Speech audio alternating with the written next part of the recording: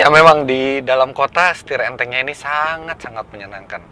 Dan kalau Anda khawatir bahwa mobil ini akan terasa melayang ketika berkendara di kecepatan tinggi, tidak juga, karena mobil ini dilengkapi dengan sensor yang ketika kecepatan kita makin tinggi, dia setirnya akan makin berat. Lantas juga dia memiliki sistem drive select. Seperti di Audi lainnya, Anda bisa memilih antara dynamic, comfort, atau auto. Ketika di dynamic, maka setir juga akan menjadi lebih berat, membuat pengendalian jadi semakin mantap rasanya di tangan. Bantingan suspensinya sendiri tidak empuk, bahkan dia cenderung agak keras. Dia lebih keras dari BMW X1, dia lebih keras dari GLA Class. Tapi semestinya dengan bantingan suspensi seperti ini, handlingnya bagus. Kalau Anda punya adrenalin berlebih, maka pengendalian mobil ini juga luar biasa. Body rollnya minim, setirnya presisi, dan daya cengkeramnya berlimpah. Untuk sebuah SUV ini pengendalian yang sangat baik. Tidak sia-sia Audi memiliki sejarah yang cukup panjang di balapan, karena dalam membuat SUV pun mereka bisa membuat SUV yang pengendaliannya seperti mobil sedan atau bahkan sports car mungkin.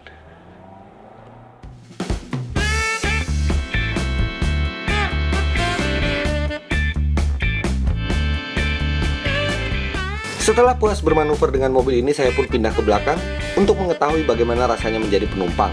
Untuk itu saya butuh bantuan, dan kali ini yang membantu saya lebih cantik dari biasanya.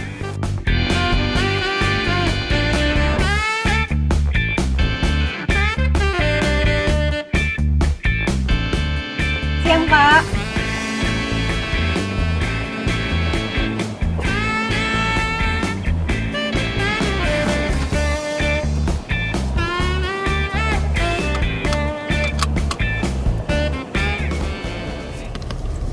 Kemana kita hari ini, Pak? Jalan-jalan aja. Siap.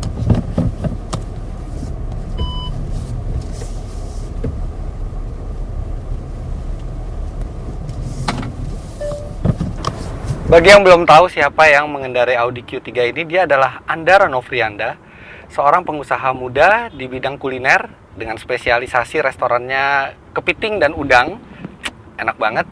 Tapi sebelum dia menjadi pengusaha, dia adalah seorang pembalap nasional, satu dari sedikit pembalap wanita di Indonesia. Jadi dia cukup qualified buat mengemudikan mobil ini, dan saya bisa menilai bagaimana kalau Anda menggunakan jasa pengemudi dan duduk di belakang.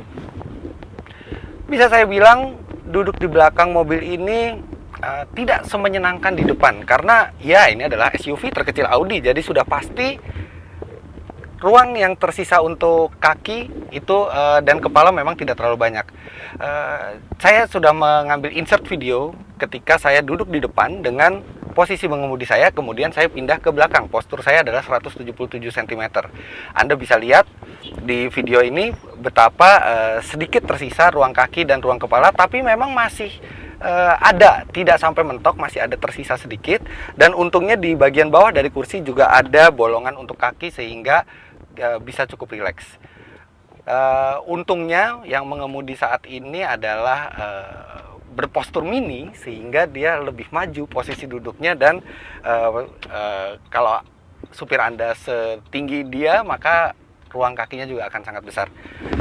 Yang menyenangkan dari duduk belakang ini adalah dia cukup tinggi, sehingga paha Anda akan tersangga dengan baik. Yang tidak menyenangkan adalah betapa besarnya kursi depan ini, sehingga Anda sulit untuk melihat ke depan. Ini akan menimbulkan perasaan yang kurang nyaman, apalagi kalau Anda orang yang tidak terlalu nyaman berada di celah sempit. Untuk membawa keluarga ke liburan panjang, mobil ini juga kepraktisannya biasa-biasa saja, karena dia hanya memiliki dua laci penyimpanan tertutup di tengah dan di konsol. Kemudian laci penyimpanan terbukanya memang ada banyak, tapi space-nya kecil-kecil. Jadi memang mobil ini lebih cocok untuk disetir sendiri atau berdua bersama pasangan dibanding berada di belakang, walaupun memang masih bisa, tapi bukan hal terbaik untuk menikmati mobil ini. Ada ventilasi AC juga dua di belakang, sehingga Anda akan mendapatkan pendinginan yang memadai. Sayangnya tidak ada sandaran tangan, sehingga kurang rileks. Tapi memang 3 orang bisa duduk di belakang ini dengan nyaman. karena di tengahnya juga tidak terlalu terdapat tonjolan yang besar seperti di BMW X1 misalnya, karena mobil ini berpenggerak depan.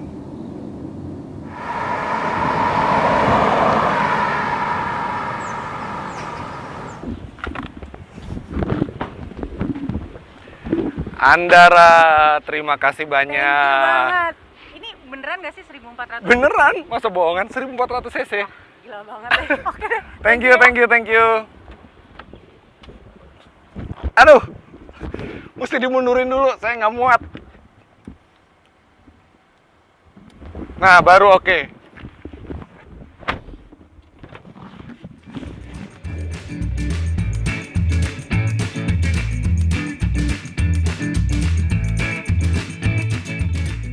Setelah sedikit insiden dengan tempat duduk, saya pun kembali melanjutkan review ini.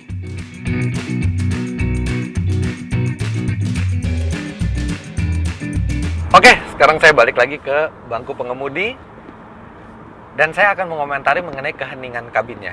Peredaman dari luar seperti halnya mobil premium Eropa sangat baik, tapi memang peredaman ban itu tidak begitu baik sehingga masuk ke dalam kabin. Mungkin juga bukan masalah peredamannya, tapi memang karena bannya terlalu lebar sehingga menimbulkan kebisingan yang lebih banyak daripada ban yang berukuran normal. Untuk konsumsi bahan bakarnya, saya tadi pada saat menjelaskan mesin belum menjelaskan ada teknologi baru di mesin TFSI ini setelah facelift, yaitu cylinder on demand. Jadi cylinder on demand ini cara kerjanya adalah pada saat kita sedang cruising atau sedang mengegas sedikit, tidak membutuhkan tenaga terlalu banyak, maka dari 4 silinder yang dimiliki mobil ini hanya 2 yang bekerja. 2 yang lainnya itu hanya bergerak tapi tidak disuplai bahan bakar sama sekali, sehingga itu mereduksi penggunaan bensin. Di dalam kota misalnya dengan kecepatan rata-rata 22 km per jam, walaupun tidak ada sistem auto start stop di mobil ini seperti BMW maupun Mercy, dia dengan mudah masih bisa mencapai 11,3 km per liter. Sedangkan begitu di jalan tol, ketika kita cruising 90 sampai 100 km per jam, maka dia juga dengan mudah bisa mencapai 17 km per liter. Angka itu sungguh bagus untuk sebuah SUV. Dan jangan lupa memang kehematan itu disumbang oleh mesin yang kecil juga 1400 cc. Tapi dengan turbo, akselerasi dari mobil ini juga tidak bisa dianggap remeh.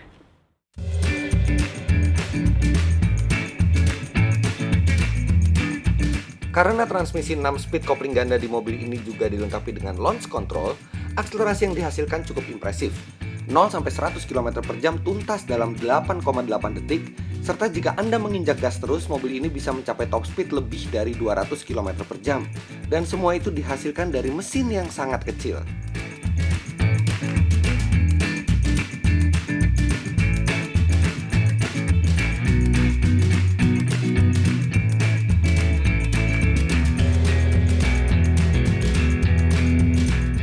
Jadi bagaimana kesimpulan kami akan Audi Q3 ini?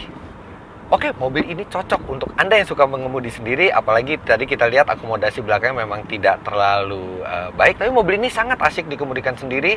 Performanya juga mirip-mirip dengan rivalnya dari Mercedes-Benz dan BMW, tapi dengan cc yang paling kecil dan dengan teknologi cylinder on demand, maka konsumsi bahan bakarnya lebih hemat dari Mercedes-Benz GLA 200, serta lebih hemat juga dari BMW X1 yang bermesin bensin.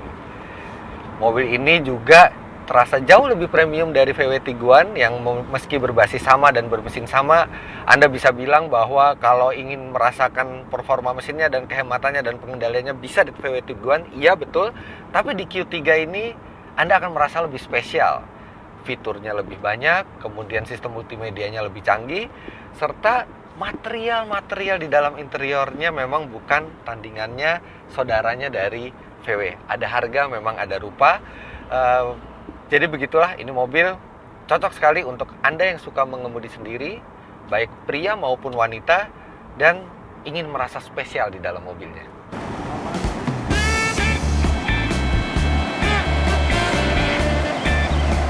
Begitulah kesimpulan kami akan Audi Q3 facelift ini. Jangan lupa klik like serta komen, karena kami juga ingin mendengar apa pendapat Anda tentang mobil ini. Kemudian subscribe ke channel kami bila Anda belum subscribe. Sampai jumpa di review berikutnya. Terima kasih sudah menyaksikan.